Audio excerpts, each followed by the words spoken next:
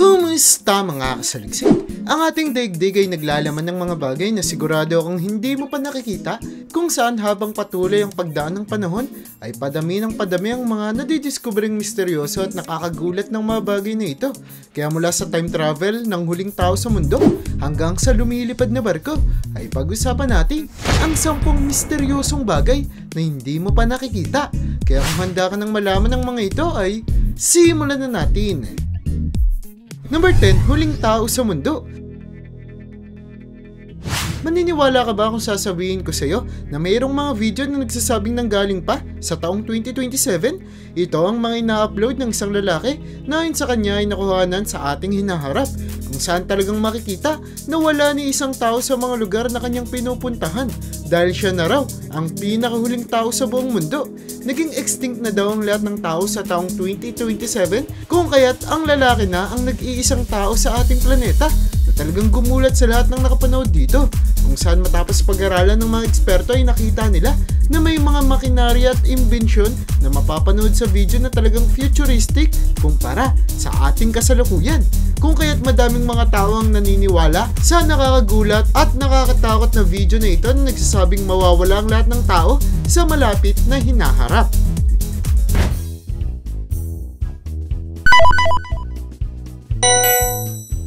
Number 9, sirena sa Timog Africa. Kahit pa walang matibay na pruwebang nagpapatunay na totoo ang mga sirena, ay talagang sikat at kilala ang nilalang na ito sa bawat panig ng ating planeta, kung kaya't nang lumabas sa publiko ang nakuha ng video na ito sa Timog Africa ay labis na lamang ang gulat ng lahat. Sa kadahilan ng makikita sa video ang isang nilalang na talagang tugma sa description ng isang sirena. Meron itong katawan na katulad sa tao habang may buntot na tila ba isang isda na hindi katakatakang pinagkaguluhan ng mga residente matapos kumalat ang balita tungkol dito. Patay na ang sinasabing nakunang sirena na agad idinala ng mga eksperto sa kanilang laboratorio upang mapag-aralan at maimbestigahan kung totoo ba at kung ano ang nangyari dito, kaya ito ay namatay. Number 8, bulkan ng yelo. Nasanay na tayo na pag sinabi ang bulkan ay agad na nating iisipin na may mainit na temperatura. Pero alam mo ba na mayroong bulkan na kaysa maging mainit ay nagmula sa lamig? Ang ice volcano ay matatagpuan sa syudad ng New York sa bansang Amerika, kung saan sinasabi na nabuo ito dahil sa pag-apaw ng tubig mula sa lupa na nanigas dahil sa lamig ng panahon. Dahil sa lakas ng tubig na umaapaw ay umabot sa taas na 20 talampakan ng yelo na ito, na dahil mukhang bulkan ay agad na tinawag na isang ice volcano. Sinasabi din na sa pagdaan ng mga araw ng taglamig ay mas lalaki at tataas pa ang sukat ng bulkan hanggang sa matunaw ito pag uminit na ang panahon. Number 7, natuyong dagat. Sa umpisa ay akalain mo na isang ordinaryong desyerto o lupain lamang ang lugar na ito dahil sadyang wala kang makikita na kahit na ano dito. Pero alam mo ba na ang sobrang tuyot na lokasyon ay pinaliligiran noon ng Aral Sea na dating pang-4 na pinakamalaking dagat sa mundo? Sa kasamaang palad ay hindi na makikita pa ang napakalaking dagat na ito, dulot na binago ang daanan ng mga ilog sa lugar na naging dahilan para walang tubig ang mapunta dito hanggang unti-unti na itong matuyo at maubos. Kung kaya't ang dating bayan ng pangingisda ay kasalukuyan ng tila ba isang desyerto na kahit pa isang patak ng tubig ay hindi mo makikitaan. Number 6, Tarzan of Karachi.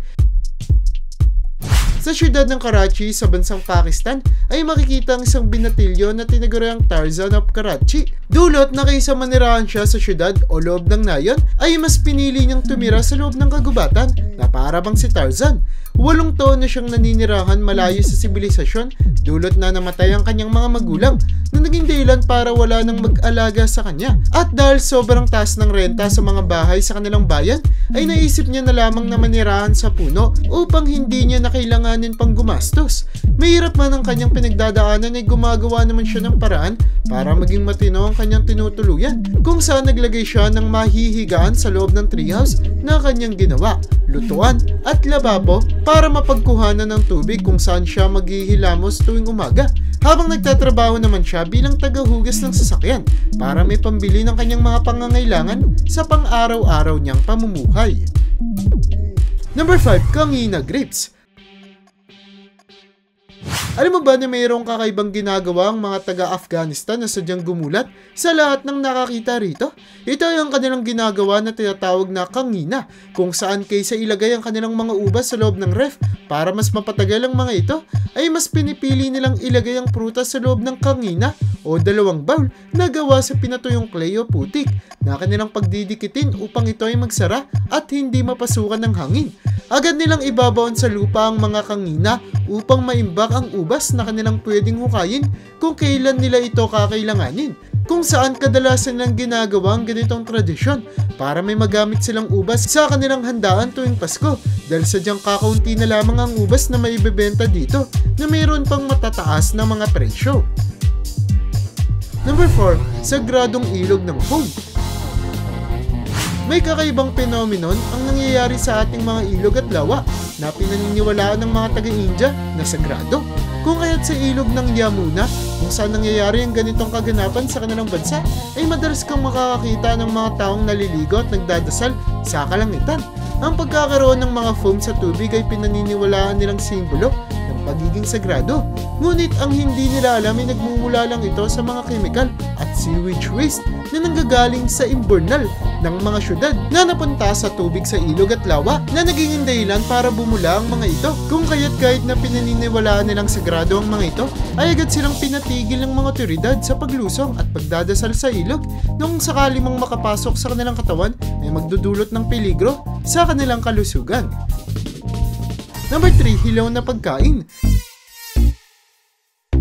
Nakasanayan na natin ang ating mga kinakain ay patay at naluto na. Pero madaming mga kultura sa ating daigdig ang mas pinipiling kumain ng mga hayop na hilaw at posibleng buhay pa. Kagaya na lamang ng bansang Japan kung saan nakuhanan ng nakakagulat na video na ito.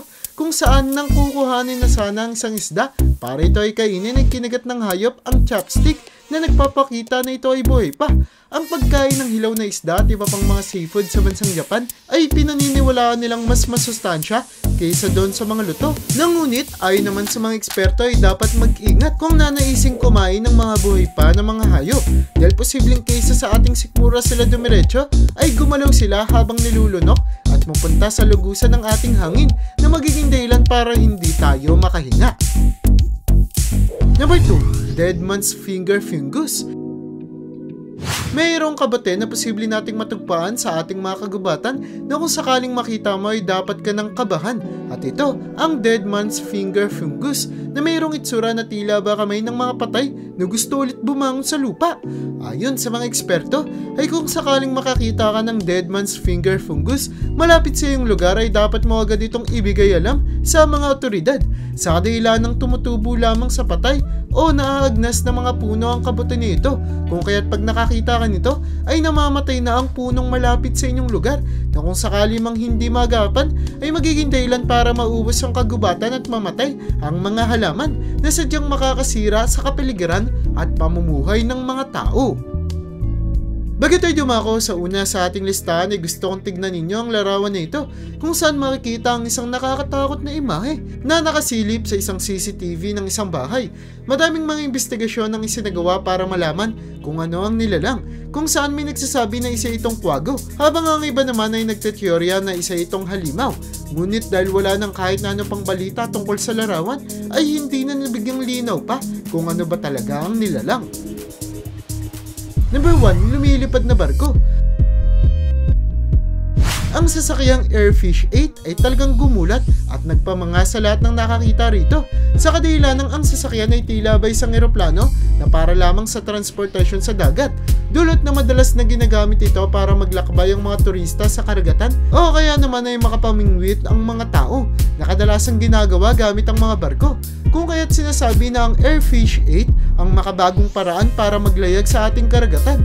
Ginagamitan din ng patrol plane at rescue vehicle ang Airfish 8 kung saan ginagamit ito ng mga lifeguard upang sagipin ang mga turistang naaaksidente sa gitna ng karagatan. At dahil sa bilis nito na kayang umabot sa 122 milya kada oras, ay talagang napakabilis nitong napupuntahan ng mga taong nangangailangan ng tulong. At yan ang bumabuo para sa listahan natin sa video na ito. Ang pagiging misteryoso ng isang bagay ay nakakadagdag para maging nakamamanga at interesado ito para sa marami sa atin. Kung kaya't ang pagkadiskubre ng mga bagay na sadyang nakakagulat at hindi maintindihan ay sobrang kumukuha ng atensyon sa marami sa pag-asa na sila ang makapagpapaliwanag sa mga ito. Kaya para sa iyo, alin sa mga ito ang pinaka-kinagulat mo? I-comment mo naman yan sa baba. At hanggang dito na lang muna ang aking bahagi. Hanggang sa muli mga kasaliksik, maraming salamat sa panonood. See you in my next vid.